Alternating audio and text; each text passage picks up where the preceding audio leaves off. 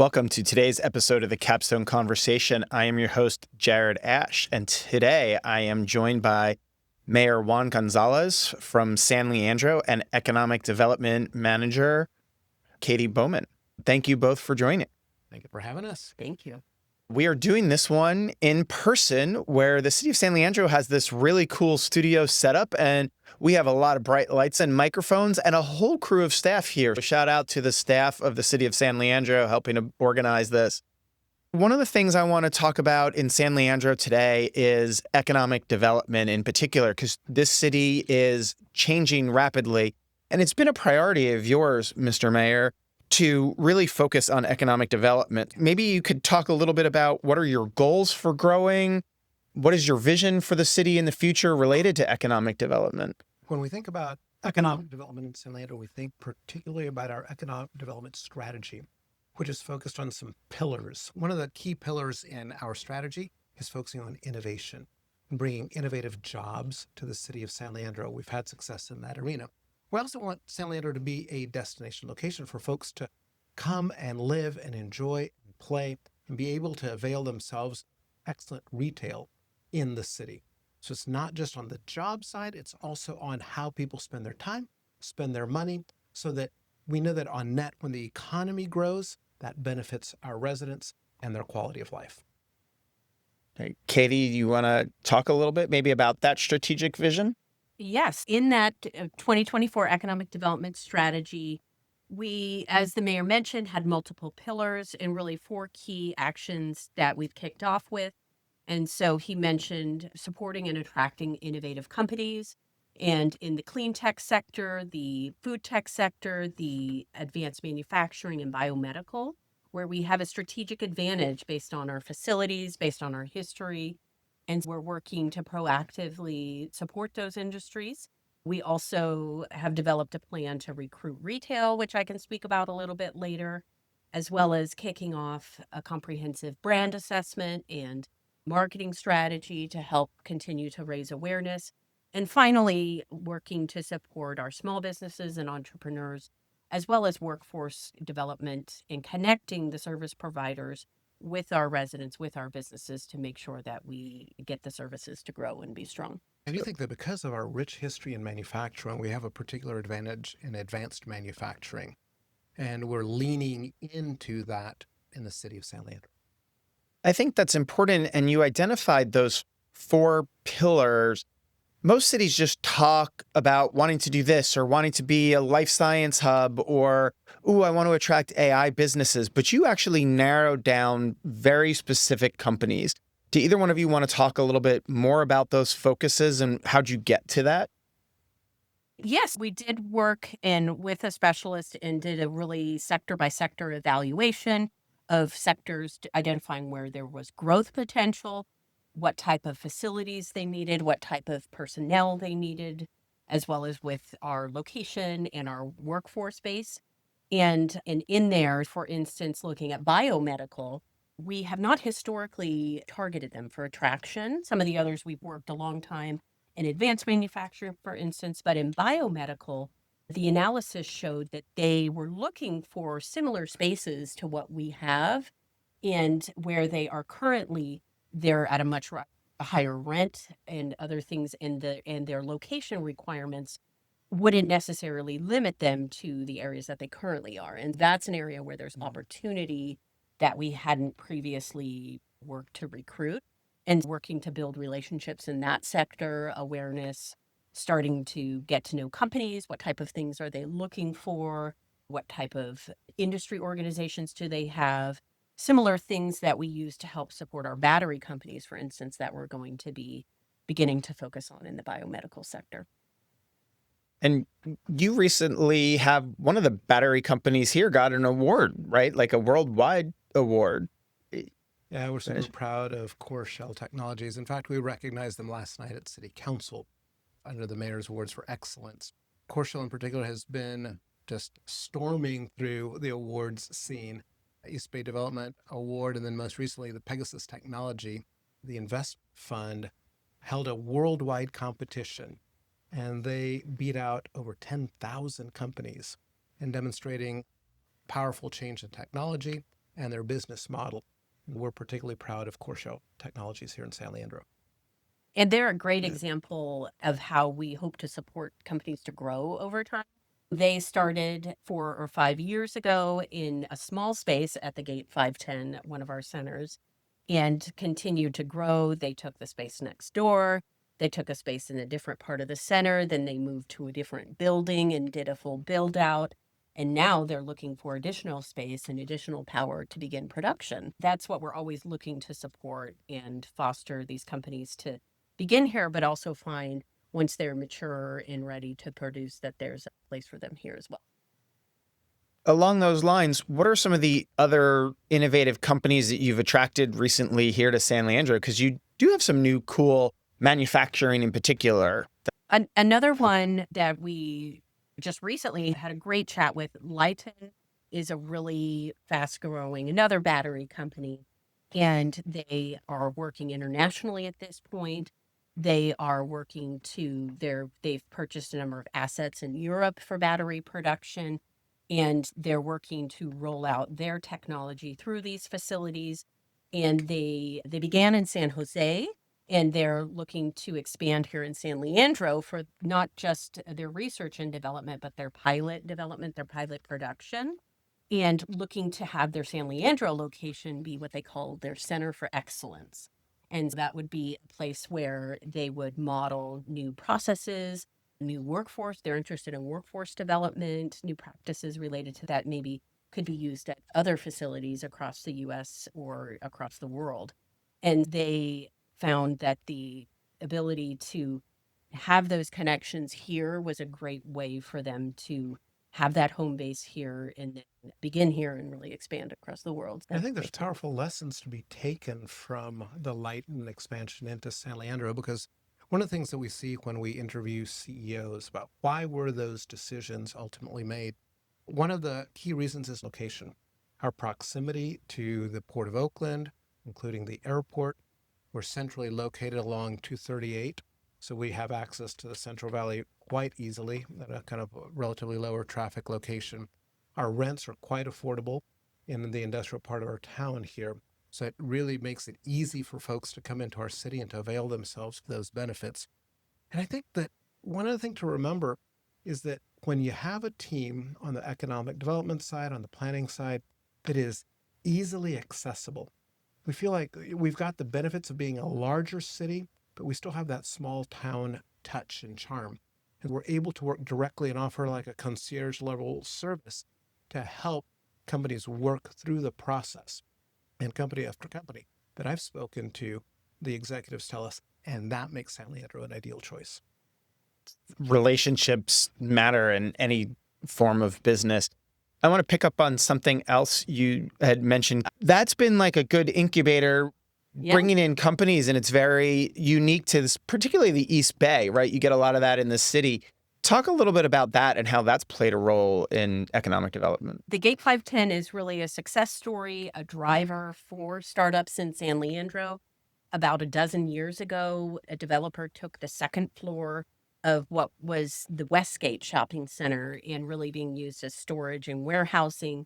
And it was in a former Chrysler plant. So it's a 300,000 square foot large building and with multiple spaces. And they took it and began to remodel for small startup entrepreneurs and things like that. And over the years, it has really grown and matured and become more sophisticated. And at this point, it functions as an informal incubator. As I mentioned with Coreshell, they offer flexible leases. They offer a tenant build-out assistance. They offer lab bench rental, a number of different things, and are committed to designed around the needs of a changing startup, of a growing company, and that really is their business model. And dozens of hundreds of companies have come out of there, from food technology to hardware to drones to 3D printing. And as we see, as Coreshell did, they're able to take an additional space. And then over time, the owners, B3, they continued to find such success in San Leandro. They bought 2 additional 200,000 square foot buildings to the south of the center. That's now a 3 building campus. And that is where these companies are able to expand.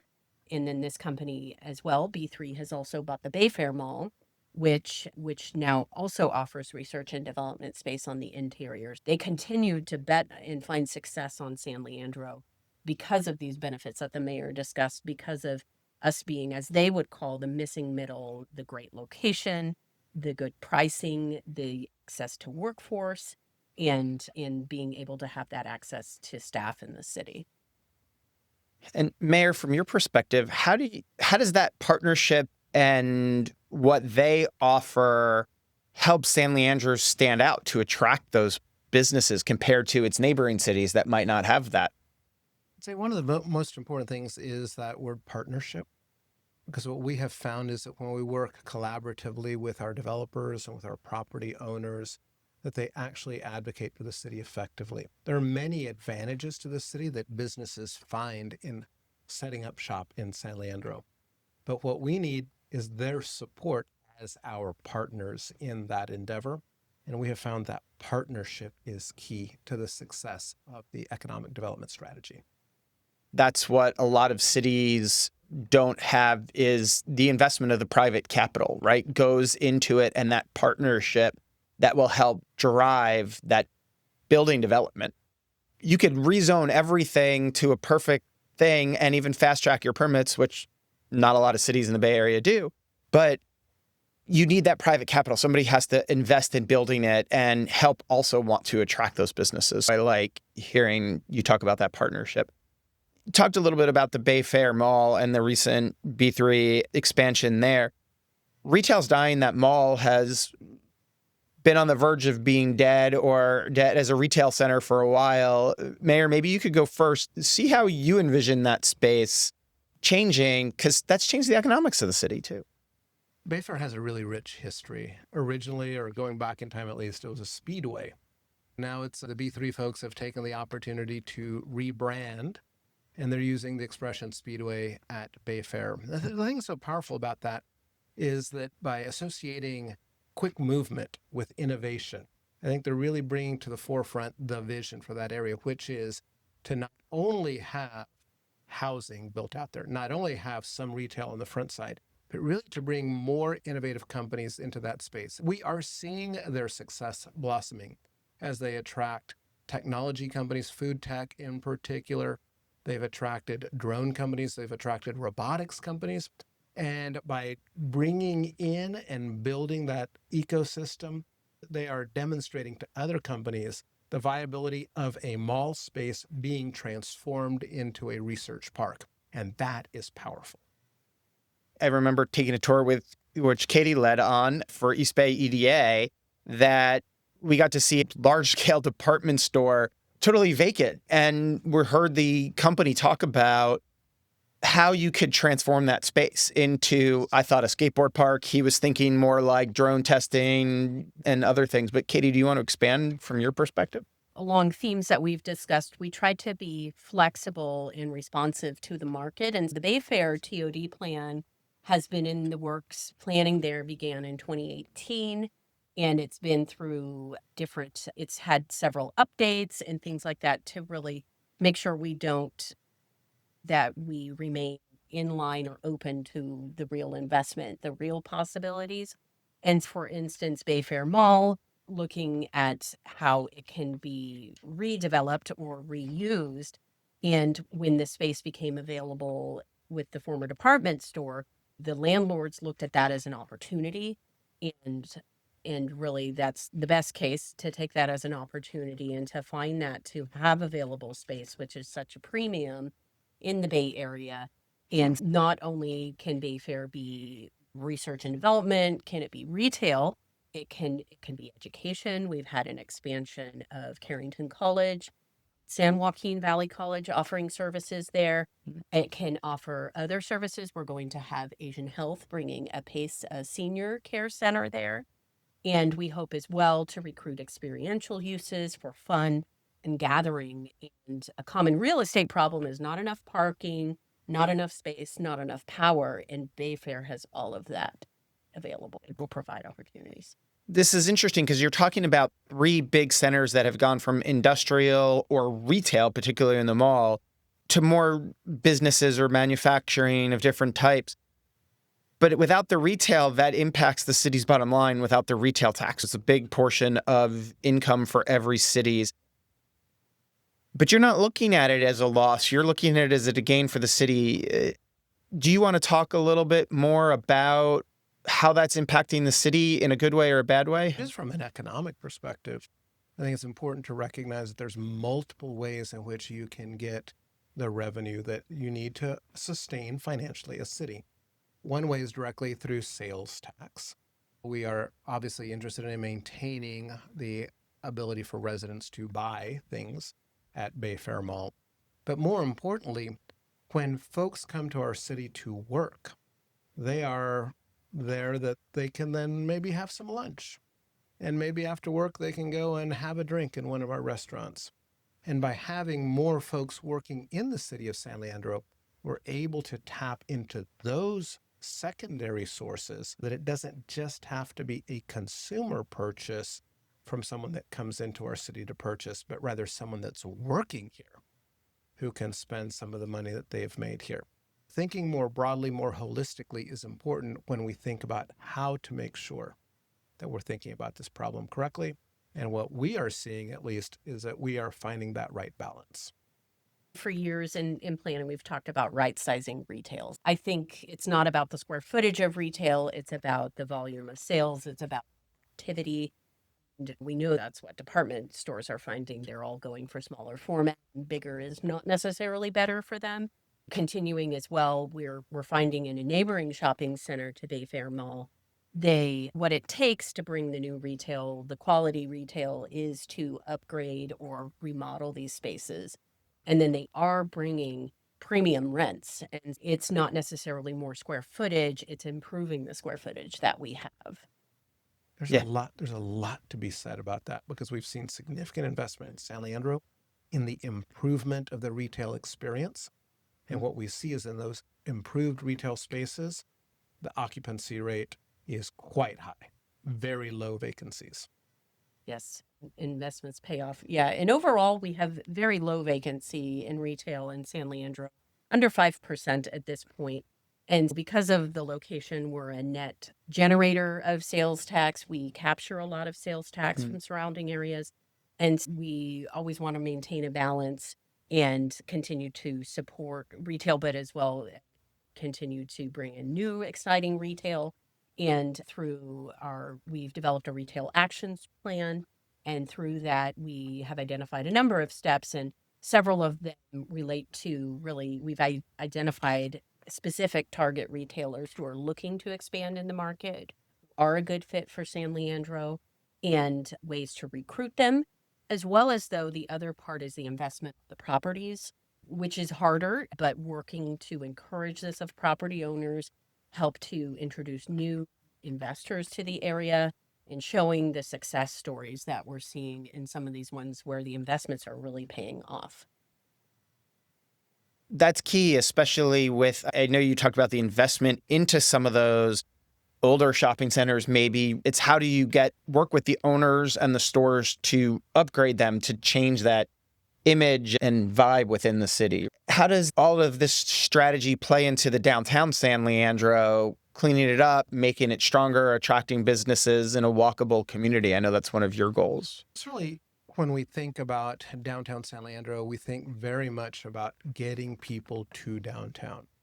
Part of this strategy involves building out housing in downtown, taking spaces that were empty spaces and literally knocking them to the ground and starting over. You gotta be bold to show that progress is happening and it's visible. We've had success stories with Central Callan as an example.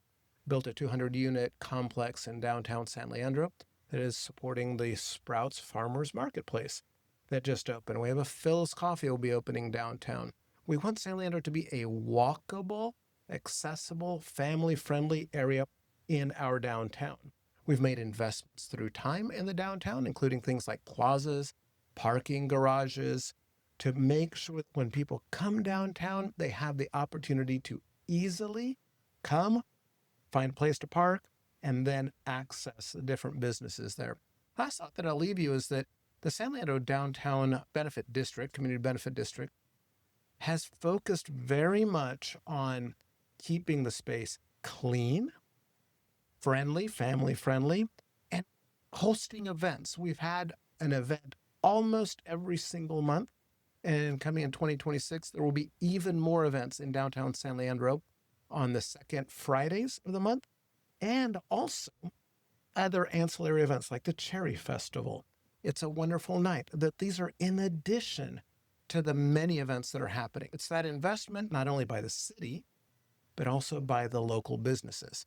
And we do take, by the way, pride in our art in San Leandro and the investment that we're making there. I'll just make a little plug for the art downtown. I don't know if you've seen at the intersection of East 14th and Davis Street, there's a beautiful planter box that reflects the investment made by the city of San Leandro in an arts grant. That's all now covered in beautiful tile.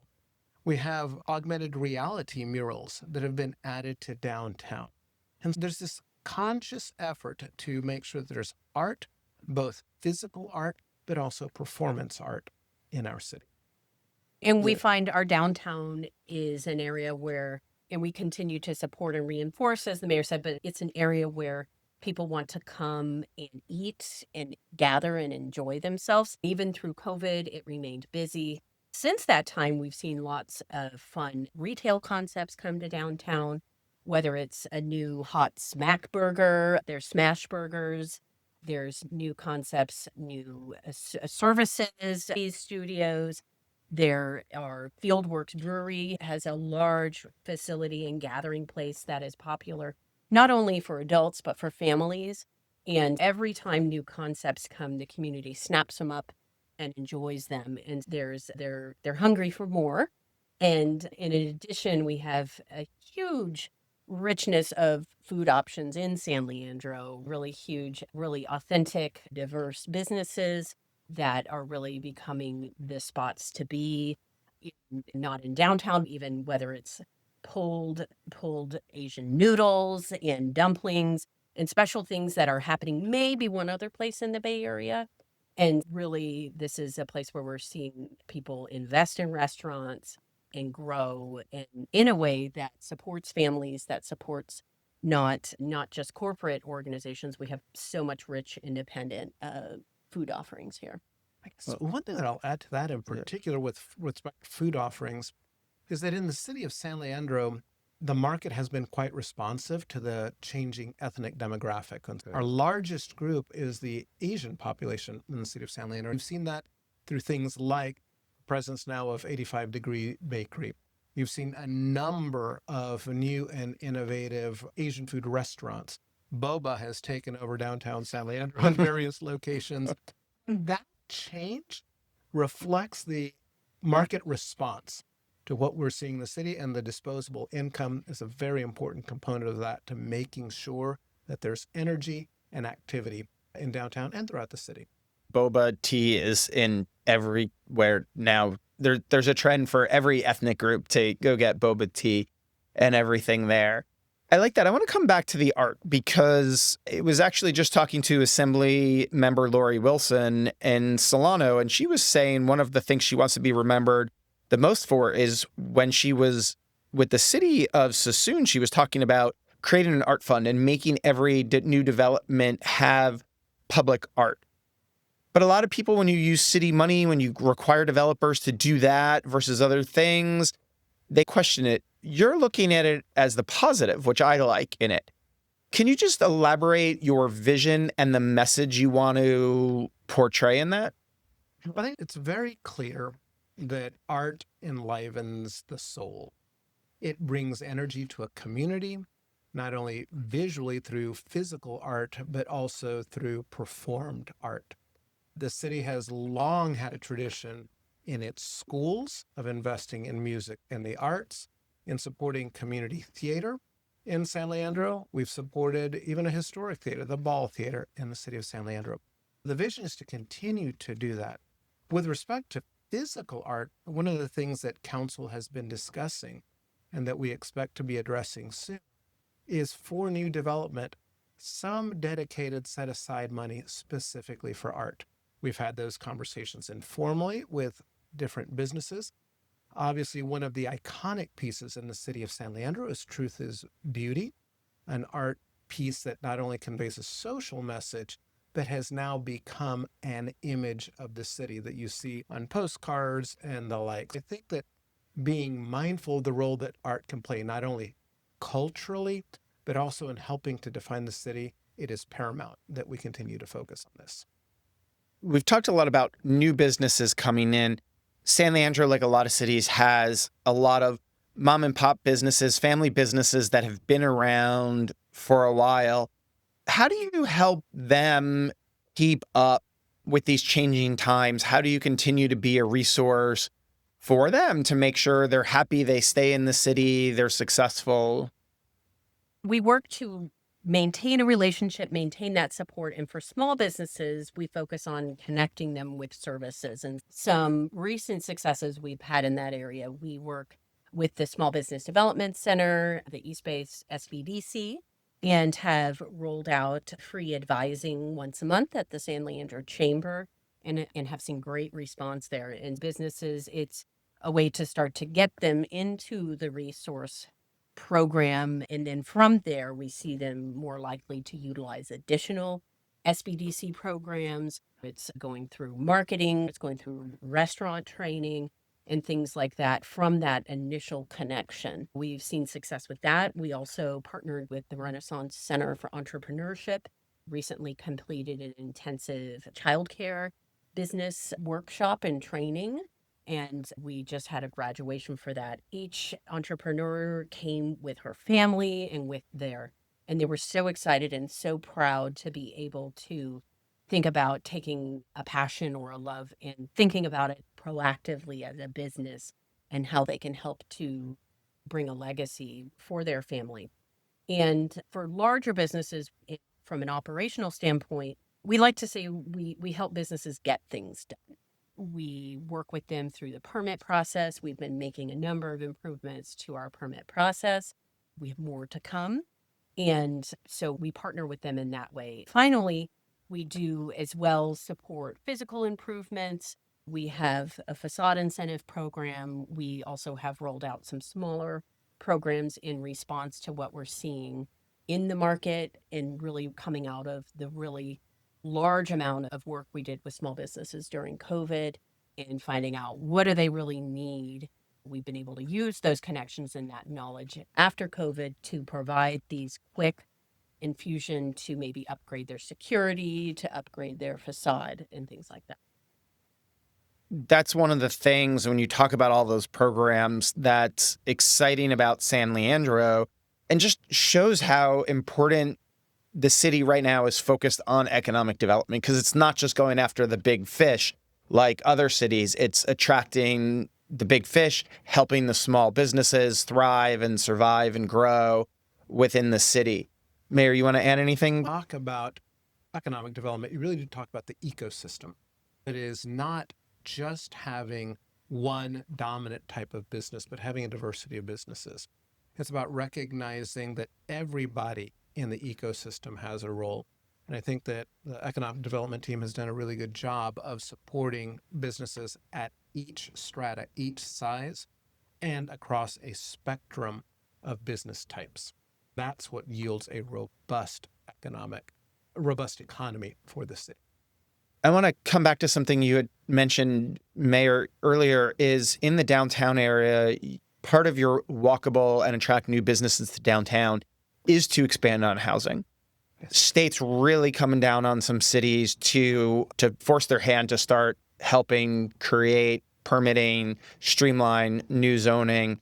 But you already had that vision, because the state coming with a stick is good, but you're actually embracing this before that or as part of that and to attract them. And that matters, because if you're a small business, if you're a coffee shop and you want to go in somewhere, you got to have enough foot traffic, literally and figuratively, to come in. Anything else you could talk about with the housing boom here? I think that it's important to recognize that the city of San Leandro is a pro-housing city.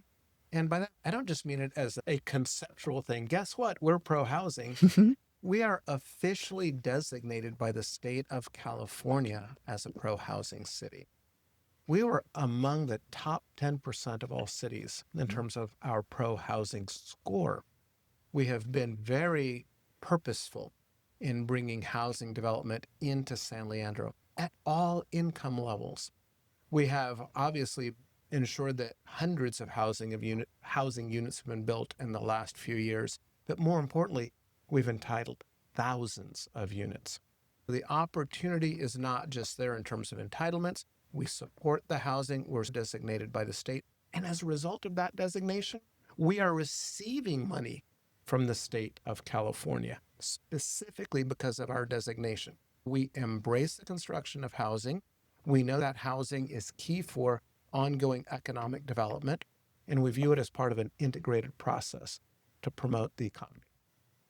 As the mayor said, we are able to really honestly tell housing developers that the entitlement process, that the approval process is possible here. We have a great track record in approving housing, and we're really proud of that. And we're also proud of ways that we have been open and flexible to bring that housing. One of the affordable housing projects was a pretty early modular housing model. We have seen as well different conversion of existing housing to affordable housing or to mixed income housing. And we have looked at another housing project that originally was looking at, okay, how do you make sure you are able to get that? We think about how making sure that it's actually feasible financially to build this housing. And we have Central Callan, which is a true mixed use project. But with that, maybe not everything around it needs to be mixed use. Maybe we think of mixed use within the district, and the housing project across the street is approved as all residential. And thinking about going once again from our ideals to reality and try to help make it really happen. I just want to put a fine point on that last point, that by being realistic, not just being pie in the sky, we are very realistic about what needs to happen to make sure that the economics of all these projects work. And by being focused on the economics, we're getting some great outcomes. I want to pull on that thread about the mixed use retail space, because I've heard from a lot of cities, they are requiring builders to do retail on the ground floor, but then they're vacant. And then so are the apartments right above the restaurant, because as good as things are, it does create issues. What are your thoughts on how to balance that in a way that attracts businesses, that makes the developers happy who want to just build apartments or build condos or whatnot? I think over the past dozen or so years, and particularly after COVID, I think going back to what I said about right-sizing retail, I think you can think about that in downtown as well. And without the foot traffic and the density, the retail is not supported in any case. And really, you need more residential than retail to make sure that retail can happen. We also do have a good amount of existing retail in downtown, and helping to double down and support that retail, I think, can be successful. And that, I think, is our more modern view, really post-COVID, and really reflecting the realities of retail, it needing to be experiential, it really being more service oriented, more food oriented. We've been adapted over time. If you like this episode and want to hear more, hit subscribe, follow me on LinkedIn. Mayor, with being such a pro-housing community, what would you say to constituents or to other city elected officials in the Bay Area who are hesitant to embrace new housing? They've only done the minimum the state's required in recent years. What would your message be to them about the benefits of this for their economy, but also for California and the Bay Area? That question can be answered at several levels. Let's start at the highest level. I think that we all have a social responsibility to build more housing within our cities. The state needs more housing, period, full stop. We as individual cities have that social responsibility to the community to make sure that we're building more housing. With respect to the benefits of the additional housing, we know that retail benefits through demand. Who offers that demand? Its residents offer that demand, making sure that we've got the housing that then brings the people who can support the businesses. That connection is paramount. And in the end, we need to recognize, not only in the city of San Leandro, but in other cities, that that's how it works. And we can't be driving everywhere to all corners, driving 20 miles to have a meal. We want to be able to be more efficient with our time. People find time more precious. They want those experiences. They don't want to have to sacrifice as much. By bringing people closer to those experiences, it's net positive, not only for your individual cities, our city, but also it's good for the environment. Yeah, that was well answered. I want to ask about resiliency centers. That's something the city has focused a little bit on. First, for the audience, can you define what is a resiliency center and its goal, and then talk about why you're prioritizing those?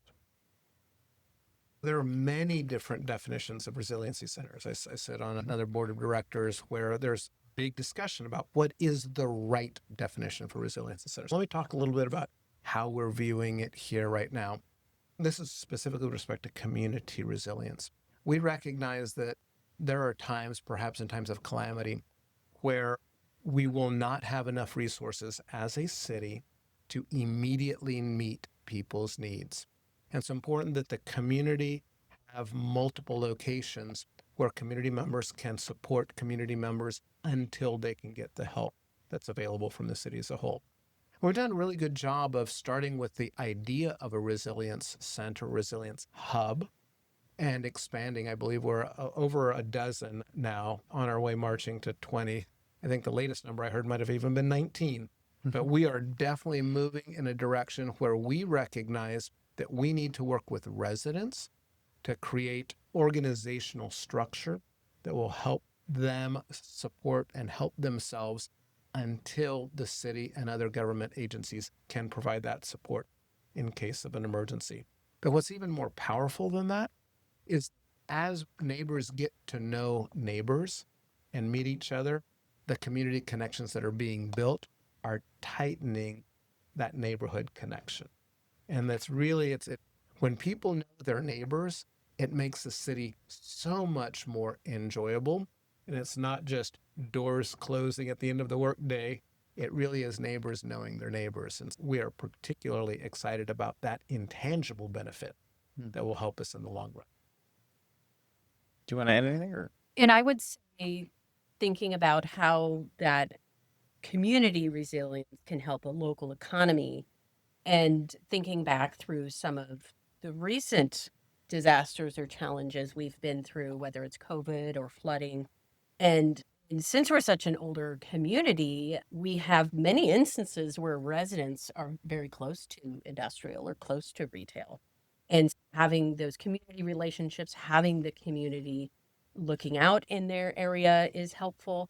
And as well, through the times that we've been through, we have built improved communication with our businesses, that we can reach them quickly, so that we can share emergency messages, so that we can keep them connected. And we know, for instance, businesses that may be adjacent to areas that may, in rare instances, be subject to flooding. And really, I think keeping them connected, keeping us connected, helps them to minimize their losses, helps them to feel the confidence if there are damages to reinvest, to know that that the city is there as a partner to help make sure that things are better, that we move from each challenge and learn and are better. Hopefully then they all have toilet paper, because I think that was one of the biggest problems of COVID, was the great toilet paper scare of 2020. Okay. We've been talking about economic development. Here's your open-ended question. What are other priorities for you in the city beyond economic development that either one of you want to share? I'll say the city council has laid out some very clear priorities. I think that if you think about government as a whole, the core function of government is to improve the quality of life of residents. And so that is explicitly a council priority, but I describe it really as a mission statement. to really make life better for our residents. And we can do that in lots of different ways.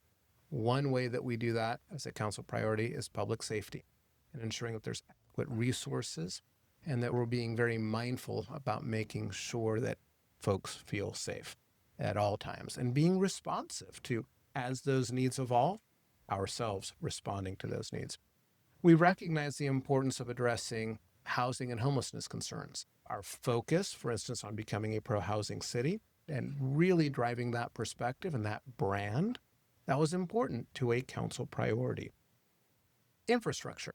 We recognize the importance for economic development of having sound infrastructure, whether it be in the fiber that's relied upon for communication, whether it's the roads that are being driven, or any other element of infrastructure, water quality, wastewater, stormwater.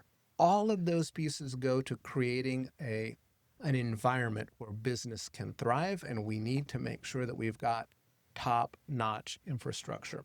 And the council recognizes it. To me, the most important thing out of all of this is that the council is focused, it has targeted priorities, and it's budgeting specifically against those priorities instead of just being willy-nilly floating in the wind. That's good to hear. Last question. If you envision San Leandro in 20 years and all of these plans go forward perfectly, or close to it, where do you see San Leandro being? What do you want to look back on your careers in public service and be proud of what this city's become? Katie, do you want to go first with that one? I would say I, in 20 years, would like to see San Leandro continuing to prosper, continuing to grow, to see companies that we've supported today in growth tomorrow. And even just last night, we had a company who spoke about they were getting a large business award last night. And he said that he remembers when he brought the company 25 years ago with 5 people. And today he's getting a large business award. And that's what we want. That's what we want them to remain, grow, prosper. We want to see new housing. We want to see new retail. We want to see in our target areas around the Bayfair BART station, around the downtown BART station, bold and transformational development that has been proposed or approved. We want to see developers take that and make that investment, take that risk, and to bring that to fruition, because we, as we see with everything that does come to market, we think that it will get a positive response. And finally, we want people to know the San Leandro story. We want to have a clear brand for people to think, this is what I think when I think San Leandro, and they're a great place to do business and to live. Mayor, other than promoting Katie several times in the next 10 to 20 years, how do you want to build on what she said? What do you see San Leandro being? For San Leandro in particular, I think that 20 years from now, you will see substantially more housing.